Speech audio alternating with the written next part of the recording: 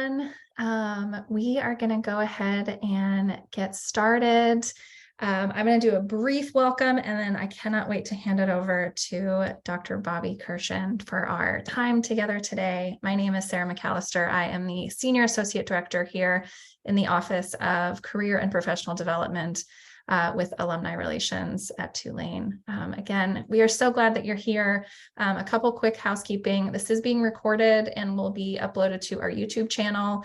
Nicole Bush, who is our Senior Director, is all things tech support today. And so if you have any issues on the back end, just feel free to direct message her. And then she will also put the YouTube channel link in the chat later on. I believe that is it from my side. So again, Bobbi, thank you so much for being here. Like I said earlier, I'm excited to learn from you, and I'm excited to have all of the participants learn from you as well. So I'm going to hand it to you and have you introduce yourself and lead us with our discussion today. Great. So thank you. And thank you, Nicole, for asking everybody to put where they're calling in from today. I'm in Washington, D.C. I also spend part of my time up in Philadelphia at the University of Pennsylvania, where I'm on the faculty there. I'm glad to see you all. And as I was just introduced, I am an alum of Newcomb and Tulane. I am an author, I'm a professor, I'm a mother, and I am involved in everything entrepreneurial and innovation. So we're going to talk about that today. I've written a new book. Hopefully some of you have had the chance to order it, called Innovate Hers: Why Purpose-Driven Entrepreneurial Women Rise to the Top. Glad to see that there's some men joining, because if you don't understand how women rise to the top, you're not going to rise to the top either. So right now we're in a very interesting time. Today I want to talk about the research behind the book, but more importantly, I want to talk about the stories behind the book, and I want to hear your stories and where you are in your own personal journey as you rise to the top. So I'm going to share my screen and give you a little bit more background about my own story when we start, and some things about how the book got started. So let's see. Just let me go to slideshow. Okay, I think we're good now. So, oops. Okay, so the book's called Why Purpose-Driven Entrepreneurial Women Rise to the Top in Education and social science and all sorts of fields. We started with education, and that's the reason we put it there. And as we looked at education, we realized we really weren't talking about education. We were talking about purpose-driven women that are making a difference in any field where they want to have impact. So it could be social justice, it could be medical, it could be climate change, it could be foundations. So we changed from education to purpose-driven. So let me give you some background on the book. Let's see, it's not moving forward. There we go. There we go. So I worked with my co-author, Kathy Hurley, and Laura Smoolin was my grad student, and she helped us write the book. But more importantly, she helped me look at the data of the book. Data is very important to me. I'm clearly a university type of person. So I've spent part of my career writing articles, worrying about whether I got promoted, got tenured, got published. And I decided that I was really done with that, and that I wanted to write a trade book, a book that would have more impact than an academic book that often just gets read by a very few number of academics. And I wanted to write a book that told stories. Two of my favorite authors, and I'm sure you all have read their books also, is Malcolm Gladwell and Adam Grant. And the reason I like those two authors, and of course, Angela Duckworth also writes in this vein, they base their work on data, but they tell wonderful stories. For example, I'm sure all of you on the seminar, on the webinar today, if I asked you what you remember about Malcolm Gladwell, what will you tell me? You'll probably tell me that it takes 10,000 hours to become an expert at anything. You probably don't know the research behind that. You But you remember that because he tells the story of famous pianists, famous soccer players, and he tells you how that data was impacted and why it takes 10,000 hours. Adam Grant, who also wrote a book with Sheryl Sandberg had been with Facebook and Meta, they also tell stories. He tells you what happens when you have trauma in your life, not the data behind it, but the stories behind it.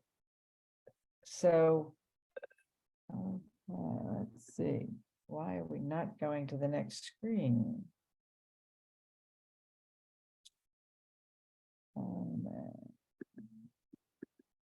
All right, let me see why this is not advancing. Sorry about that.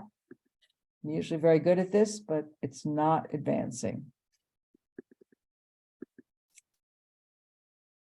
Okay, one more try. There we go. All right. So what I want to talk about today is your entrepreneurial mindset. What is a entrepreneurial mindset? How do you use your entrepreneurial mindset? So can a show of hands, just use either put your hand up or put it in the chat or use the hand raise. Tell me how many of you, since most of you are not on video today, go ahead and just put your hand up and I can see that, or add it in chat. Lisa raised her hand. Okay, what is an entrepreneurial mindset? 2 participants have raised their hands. Great.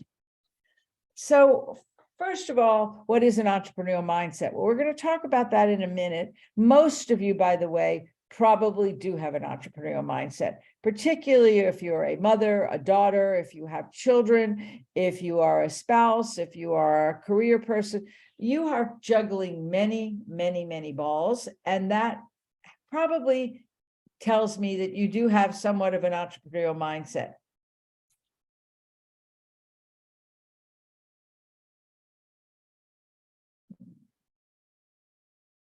Okay. Here we go again. Now it's not working. I don't understand why. Excuse me, everybody. We thought we had this going when we logged on. Ah. All right, there we go. So we did this driving question. And how can women foster an entrepreneurial mindset to rise to the top in purpose-driven organizations and businesses? And in your home life and anything in your relationships. So the entrepreneurial mindset guided our approach. The entrepreneurial mindset was developed by the Institute for Creative Leadership at Eckerd College. It's a very large profile that they've taken and given to hundreds of thousands of entrepreneurs, both in organizations and in startups. They looked at what that profile was. They came up with a set of criteria to evaluate their mindset. And we used that to look at our entrepreneurs. So we gave the entrepreneurial mindset profile to over 350 students and entrepreneurs that came through our master's program at Penn, that came through our business plan competition at Penn, and were alum of the university and came through our incubator. So here's what we did. We took the data from Eckerd College, from the 100,000 entrepreneurs. We then took the data from our 250 masters in education and masters in our business plan competition and our incubator.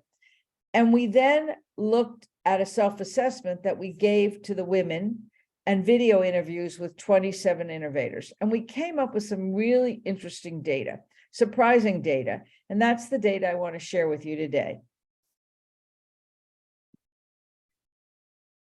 So before we kind of get there, let me ask you another question, and please take yourself off mic and shout out or add it to chat. Do you think you all are entrepreneurs are made or born? So put it in the chat. Let me know what you think, or shout it out.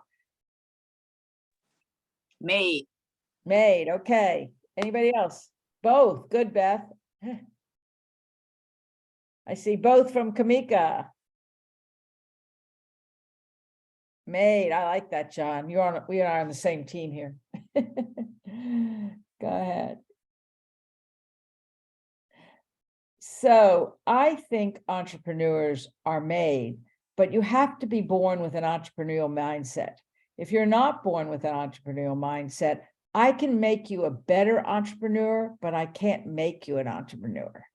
The reason for that is it's like any other field that you go into. You have to have an aptitude for it. Your skills and your traits have to reflect that. And so when people go into an incubator, no matter what it's for in a startup, they often say, well, we're going to teach you to be an entrepreneur. The truth of the matter is we can't teach you to be an entrepreneur. We can teach you to be a better entrepreneur. And we can give you a set of skills to improve your ability. And that's what we looked at when we were looking at the women that had risen to the top.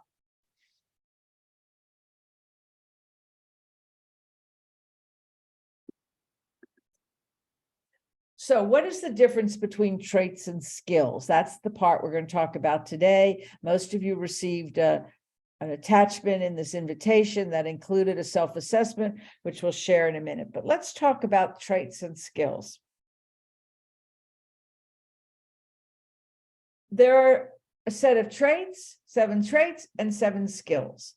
The traits are things that are personalities. We cannot change those. We can make you more aware of them so you're more conscious about it. So if you have a very low profile for risk acceptance, I can't change your profile for risk acceptance. I can probably change your ability to be more of a risk taker, but you're always going to have that nagging risk that you're risk averse. If you're action oriented and you're not, and you prefer to be independent, I can change your ability to be independent and take more action, but I can't make you be independent. Most people that don't have an independence or desire to work independently are more likely to work in an organization and not create a startup. It doesn't mean they can't be entrepreneurial within their organization. And skills are things I can teach you. I can teach you to think, to strategize and think about the future. I can help you do more about idea generation. I can train you in design thinking. I can help you become a better product manager and help you execute better. I can build your self-confidence. I can help you be more optimistic and look at the cup half full or half empty. I can help you be more persistent. And I can help you be more empathetic or have better interpersonal sensitivity. Can I make you passionate? Probably not. Can I make you enthusiastic? Probably so. So in looking at these traits and skills, we created what we called the Entrepreneurial Mindset Profile Self-Assessment.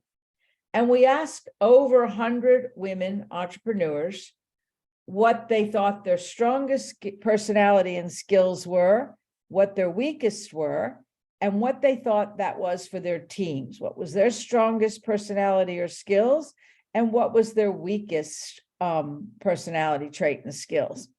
We developed this profile based on the interviews we did with over 100 women and looking at the data.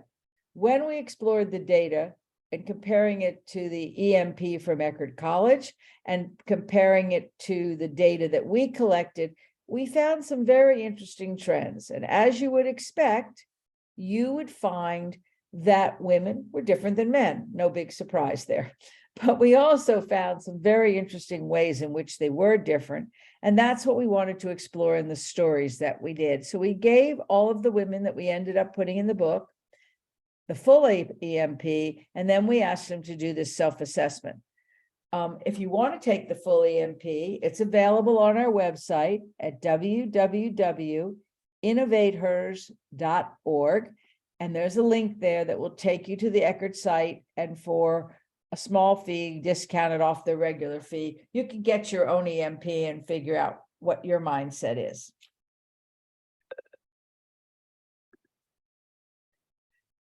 So going back, and I see, thank you for putting in the chat the EMP definitions. If you want to open up that folder, I want you to take a minute and look at the chart and tell me what you think your entrepreneurial strength is and what you think your entrepreneurial weakness is. So take a minute. I'm going to pull this chart back up.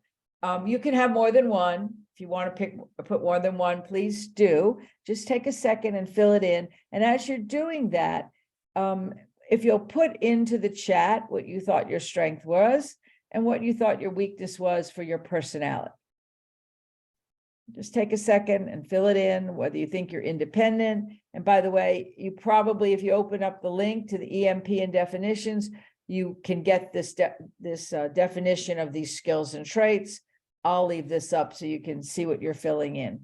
You don't need to worry about writing why now. This makes a great activity for your own teams, for your families, for your work groups. And we have developed this over a period of 10 years. So we have validated it, and we have pretty good data that we share in the book. By the way, the book looked at women that came from all age groups, quite diverse, and also regionally diverse. So it's an international book, diversity and age diversity. It also covers people that worked for foundations, worked for big organizations, startups, and had backgrounds from growing up in a homeless, growing up in a trailer, growing up with one parent or two parents, and growing up in a very, cultured and refined and wealthy background. Okay, so put in your strength and weakness in the if you want to share it, put it in the chat. Because we're going to take a minute, we're going to go into a breakout group for you to share that with 3 or 4 other people that are on the call today. And some of these, by the way, influence the other, so that if you think that you are not very good at idea generation, what do? You hire people that will help you with idea generation. If you're really bad at executing, you don't worry about the details, and you're a startup kind of person, then you would probably find that a weakness of yourself. If you're always optimistic and you always see things as half, always half full, not half empty, then you're probably likely to have a pretty high self-confidence about yourself too. So these do interact with each other. So somebody shared with us that their weakness was risk-taking and their strength was execution. So let's take a minute, and could you put everybody into a breakout group? And what I'd like you to do is, in the group, spend a little bit of time talking about your strength and weakness, and then get back with somebody that will put into the chat and share what your group, a finding of your group that you can tell us about this profile and how it impacted your thinking. And so, Bobbi, how long will they have? 5 minutes. 5 minutes. All right. Here you go.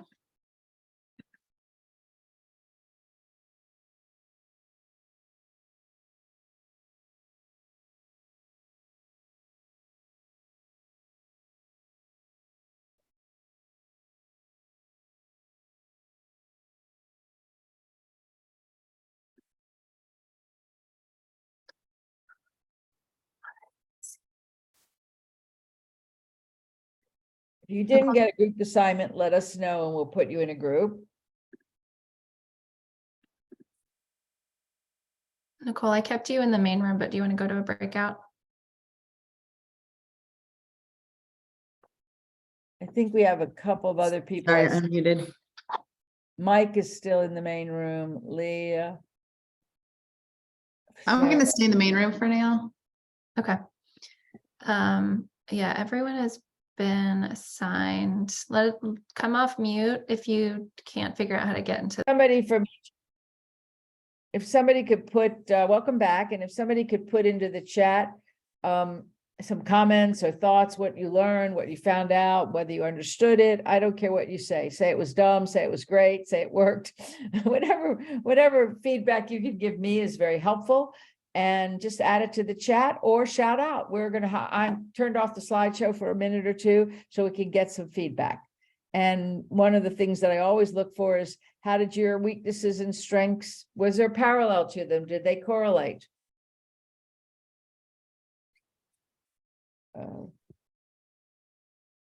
My group, did you say we could shout out, or were we supposed to just write No, in the you chat? can shout out or put it in the chat. Okay, cool. I'll just shout out instead of typing it. So my group, we were chatting about how our strengths are kind of similar, but also very circumstantial. And we kind of felt like our strengths were based on just like almost our experiences and the things that we've had to do. And our weaknesses were based on like not ever being faced with like needing to do something. So we all kind of said that like risk taking may have been one of our weaknesses, but it's because none of like we didn't feel like we had ever been in a position where we really needed to like take a massive risk. And then maybe one day we would like learn that that would be a strength of ours at work, but we just haven't been in a situation where we've needed to like do that at work, if that makes sense. It makes absolute sense. How many of you will get that? You're taking risks all the day, every day. How many of you would get into a self-driving car? Talk about risk. Oh, I love it that you would, Kimberly. I don't know if I'd get in one yet, except when I was younger and when I was more risk taking, I would have gone up in space. I wanted to be an astronaut. And so when I was at Newcomb, my physics teacher was really insistent that I major in physics. I ended up majoring in math, but anyway, I didn't ever go up in space. I'm sorry to interrupt, but I do have a question.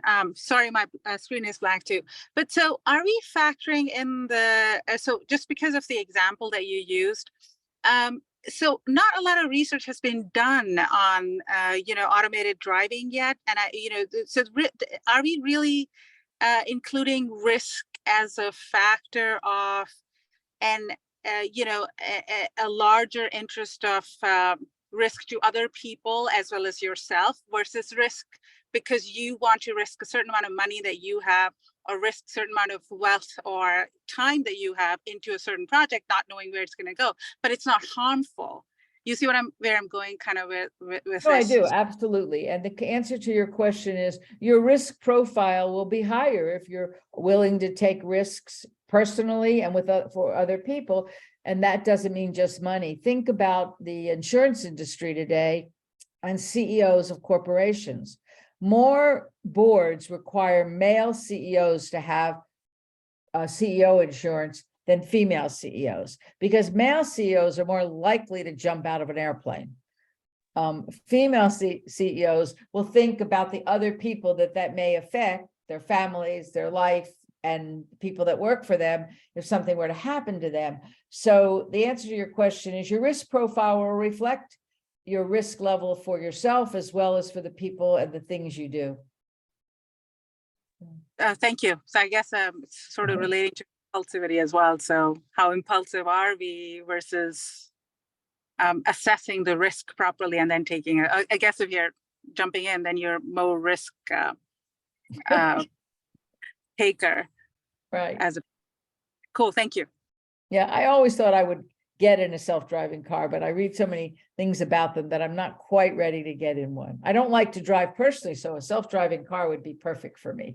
But anyway, anybody else had any insights from what they did when they thought about their strengths and weaknesses or about the profile itself? We, as I said, have tested it with hundreds of people. We've got some really interesting data on it, and we are doing some really interesting things around it. So let me share my screen again. Let me go back to this one. Okay, here we are. So let's go forward and talk about some of the findings we had when we did this program, when we did the data and the research. So what do we, the main thing that we found that I want to talk about, and then we'll give you some of the other findings, is that mentors played a big role in whether you were successful in your careers. And most positive women roles at models start at home first. One of the things that we found in doing the research was that when we asked women who their mentor was from an entrepreneurial perspective, almost to the woman, they picked their mother, not their father. When we asked them who their mentor was in a leadership role, they picked their father. So we found that very interesting because remember, women get their first role models at home, and that's often their mother. What happens at home provides clarity about what goals we need to set for ourselves. Setting an example can be the most powerful form of mentorship.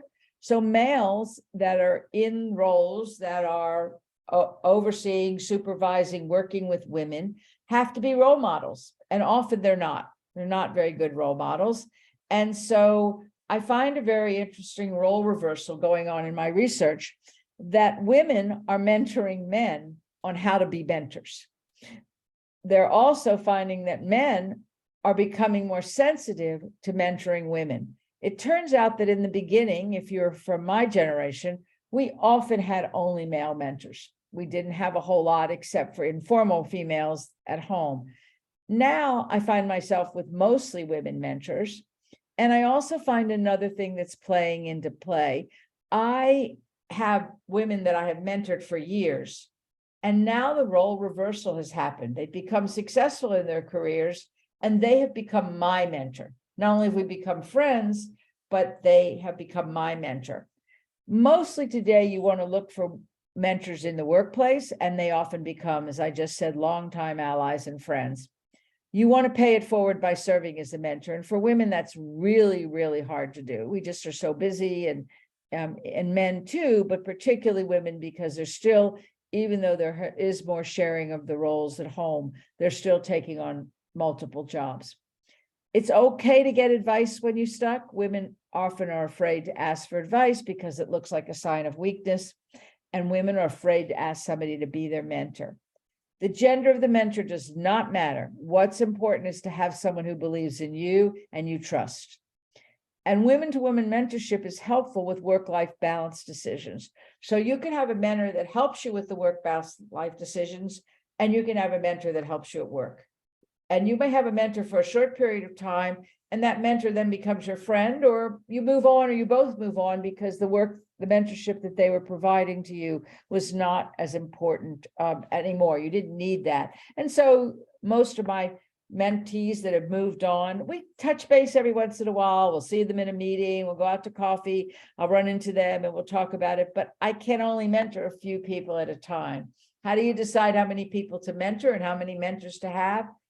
Think about the time that you have. I have a strict rule that I've learned to have, that at any one time, I only mentor 5 entrepreneurs and companies, because I just can't be fair to them. So when somebody comes up to me and says, will you be my mentor? Will you be an advisor?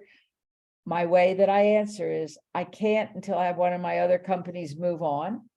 But I'll be glad to have an informal conversation with you and talk about what it is you want mentorship for and suggest people that you might consider to be your mentor. Never be afraid to ask somebody to be your mentor that you think will say no. You don't know till you ask them. And I've seen people get on Twitter or get on Instagram or LinkedIn and link up with someone that they'd really like to be a mentor for something and think, oh, they'll never say yes. And you know what? They do. So the worst that can happen is they say no. So mentorship in creating an entrepreneurial mindset is very important. So what did we learn? We learned a lot of really important things. We learned that women are risk takers, which we just talked about, but they are calculated risk takers. They're much more thoughtful about the risks they take. Doesn't mean it takes them longer. They just think differently about risk. Men, and it's not necessarily bad, because in the entrepreneurial world, you want to do something, take risk, fail, and pivot and correct it. So there's this balance between risk and calculated risk. One of the other things that I found out in the book was that women are calculated risk takers, but in the startup world and investment world, women return 76 cents on the dollar versus men returning 35 cents. The data's in the book. But it's very interesting. Women are more thoughtful about it. Therefore, they tend to return money on investment, and they make and faster and better than men. You don't see that very often because to this date, we have less women receiving funding. So the data gets a little skewed when you look at it. Women have high self-confidence, but experience an imposter syndrome. So let me share with you my story about an imposter syndrome. I have 2 anecdotes. One, right after I'd recently finished my doctorate in computer science and instructional design, I was asked to teach coding to a group of engineers. They didn't do their own coding at that time. They had coding shops, and we worked in, for those of you that may have been around coding at that time, we worked in a language that was very complicated code language. And I was teaching this class to all engineers. They walked into the room. A gentleman walked up to me and he said, I'm here for the class. Where's Dr. Kurshan? And I said, I am Dr. Kurshan. And he kept saying, where's Dr. Kurshan? In his mind, I couldn't be Dr. Kurshan. Finally, another gentleman in the class came up and said, no, she is Dr. Kurshan. And what went through my mind at the time is not only did he think I was an imposter, was I an imposter? Was I able to teach all of these brilliant engineers, forgetting that I just got a doctorate in computer science? I felt like I wasn't capable. I have another experience of feeling like an imposter syndrome, and many of you probably experience this when you're in a room with men and mixed room, but particularly men. And I work in a field that I'm mostly in rooms with men. You will say something and you think it's brilliant, of course, anything you say is brilliant, but you think it's brilliant. And no, they don't even say anything. They move on to whatever the next topic is. And then 5 minutes later, 10 minutes later, a man will say the exact same thing. And nobody in the room will recognize that you just said that. So what do? Are you an imposter? Did you not say it correctly? Was yours not brilliant enough the way you said it? And you're thinking, well, maybe I shouldn't be at the table because they're not listening to me. So when I had this experience recently, and I've had it more than one time, clearly, but the chairman of the board, who happens to be a man, he did say, that's exactly what Bobbi just said. And, it's a good idea. And, he went on, but the fact that he recognized that I had said it and pointed it out was very nice. What should I have done if he didn't point that out? Well, it depends on the room you're in. And it depends on your confidence that when you say, that's something I just said, and maybe I should enhance it better. You have to be positive about how you confront the audience that's just done that to you. If it's not a comfortable room, you may want to go to the chairman and say something, are you listening or recognizing that I did contribute that? Don't be defensive, be positive, but don't sit back and, get upset about it, do something about it. And so how many of you have experienced an imposter syndrome? And if you have, does anybody want to share their imposter syndrome? I have a quick question. I don't know if I would want to call it imposter syndrome yet, because I agree with you. It happened on a regular basis with my own mentor when I was doing my PhD in cognitive neuroscience. So he would not take my angle for anything. And in the same conversation, 5 minutes down, he would say the exact same thing. In the beginning, I would not get angry because I probably thought that my idea wasn't good enough. And then I started realizing what was happening. So at that point, I started to get angry. So at one point, without even realizing, I just blurted out, so did you even hear what I said, Dr. So and so? I said the exact same thing, but you did not even hear it. And he, unfortunately, he did not change. But maybe I got a little more aggressive, if you want to call it. I don't know if I ever thought I was an imposter syndrome, or I felt like my ideas were never genuine, or that wherever I was coming from was not good. But all I found myself changing in terms of I found myself getting more aggressive. And so later on, even after my dissertation, he kind of did the exact same thing. But at that point, I kind of knew that he was going to do it. So I had to stop in the middle of my defense, and I said, it would have been nice if you had read this, Dr. blah, blah, but I had said this in the last line, which is, an important line in my presentation. So the rest of the people stopped and looked at it, but it's just, you're absolutely right. It's just so sad when your own mentor, unfortunately, does it, but it's a very consistent thing. It's particularly dangerous in academia, but it's also very dangerous in corporations and corporate boards. And now as more women serve on boards, and I serve on a corporate board, and luckily my corporate board has, because we had a woman that was the chair, we now have more women on our board than we do men. And I serve on the audit committee, and it's an all-woman audit committee. So it is very interesting what's happening in the change, and you do need to speak out. And I understand my doctoral advisor, who was a male, was very helpful to me when I was getting mine. And he said, Bobbi, most academia comes in and all they want to do is hear themselves talk. So we're going to hold your dissertation, your defense, in an unair-conditioned room in June with no windows, and it'll be over in about 40 minutes. And it was.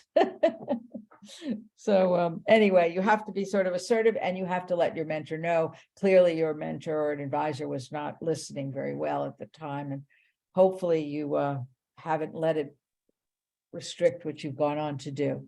Oh, So- yes, thank you. And unfortunately, it does. What I've seen is that I moved on to Hopkins, and I've met a lot of women who are very aggressive, who will say their point, but they have gotten up to the top. But in that terms, they have actually, unfortunately, become very aggressive, and they in turn are actually more abrasive and put down new younger women down more than men. So it's a very sad thing that I'm experiencing now. So I'm actually more afraid of reaching out to a woman mentor than a man mentor. It's just very. It is. What do you think about that?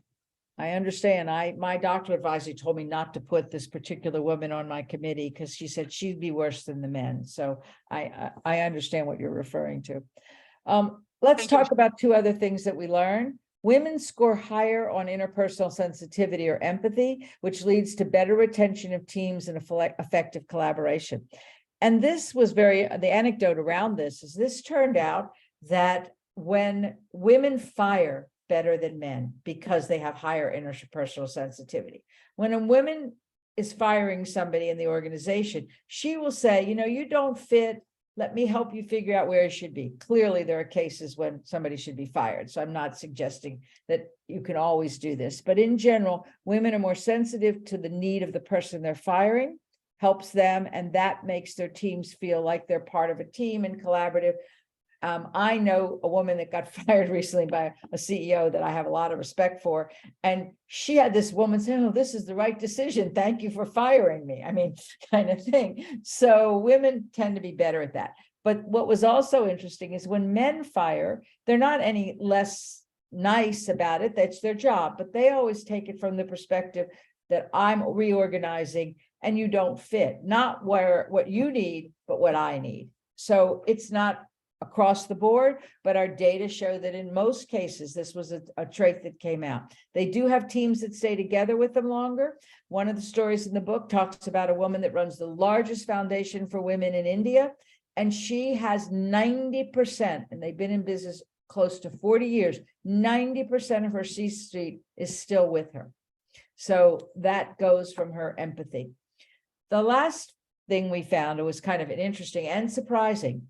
Women have a high need to achieve, but when we asked them to list their strengths, they did not select this personality trait. How many of you selected need to achieve as your strength? Not very many, huh? One. Oh, good. Good for you. Anybody else? I mean, we talked about it in my group, but I wasn't sure if it was a strength or a weakness. Sometimes it can be a weakness if it pushes me to focus too much on the result.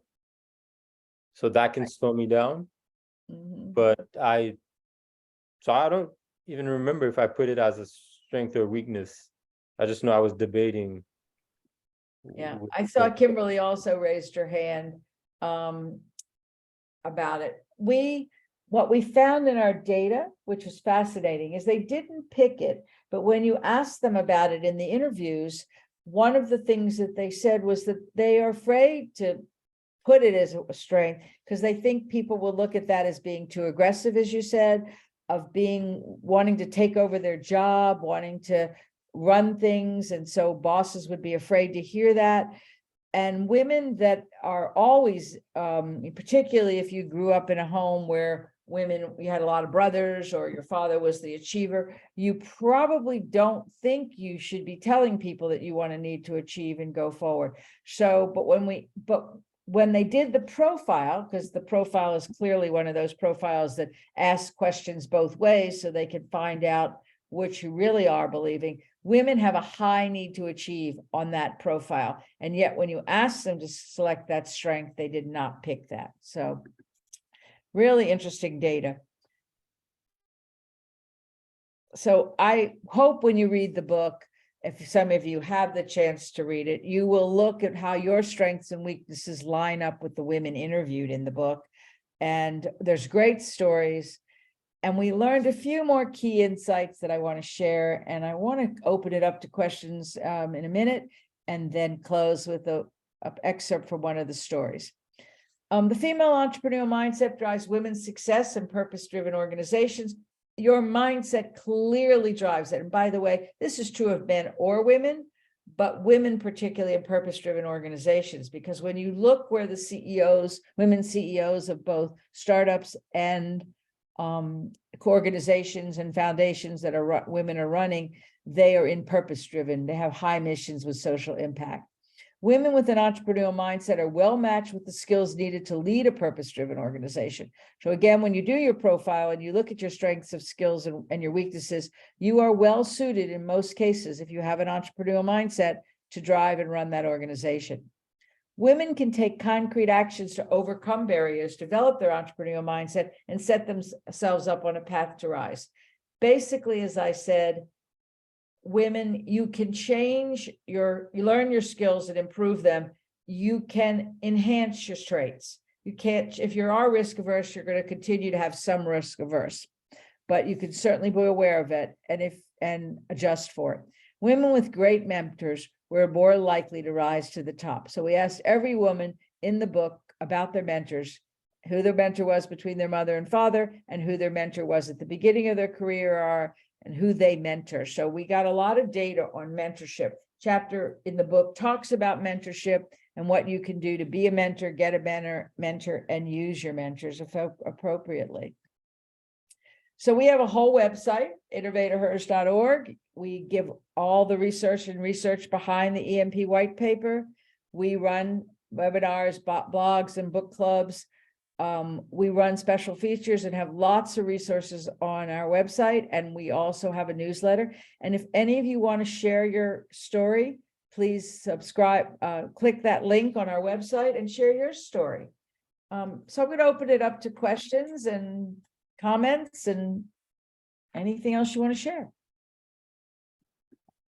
Bobbi, real quick, if people want to purchase your book, would you prefer them to go, do you have a preference, or just wherever it's sold?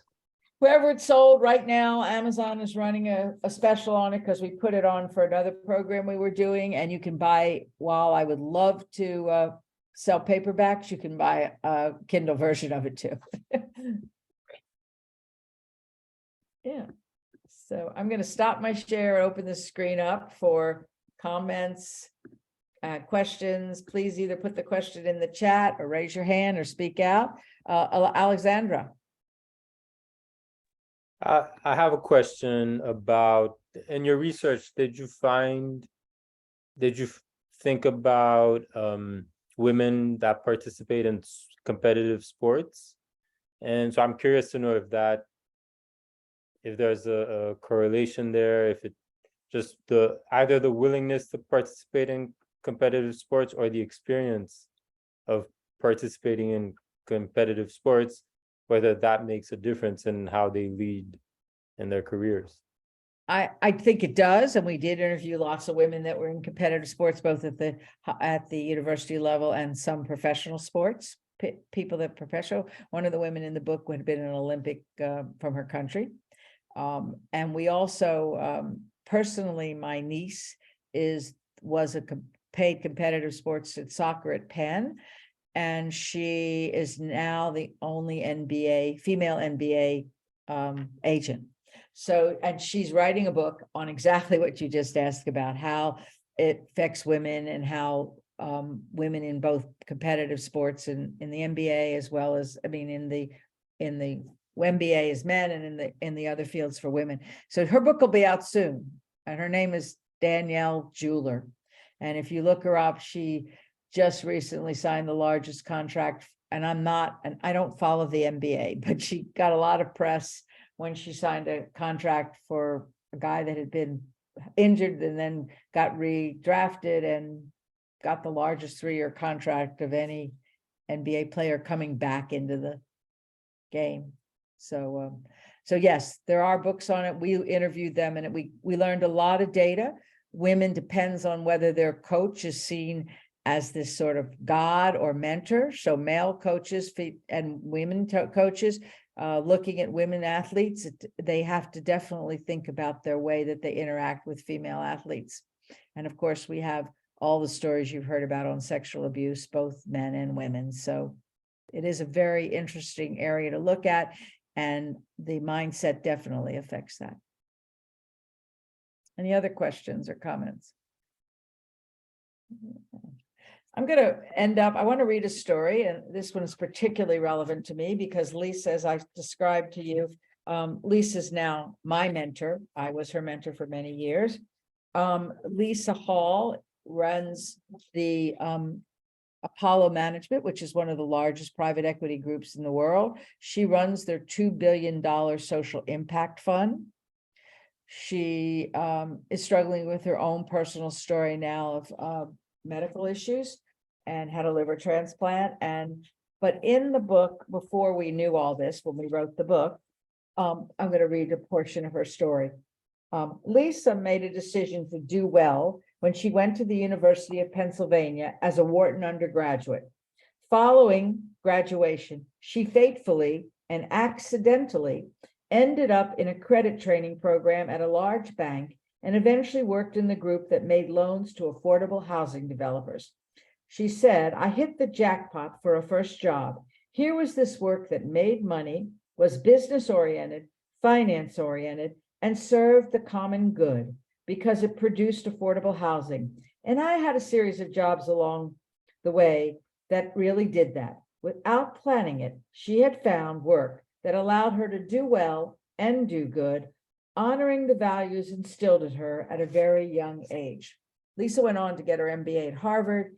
Not only does she now run the Apollo Management Social Impact Fund, she ran the Calvert Fund in Washington, D.C., which did community funding.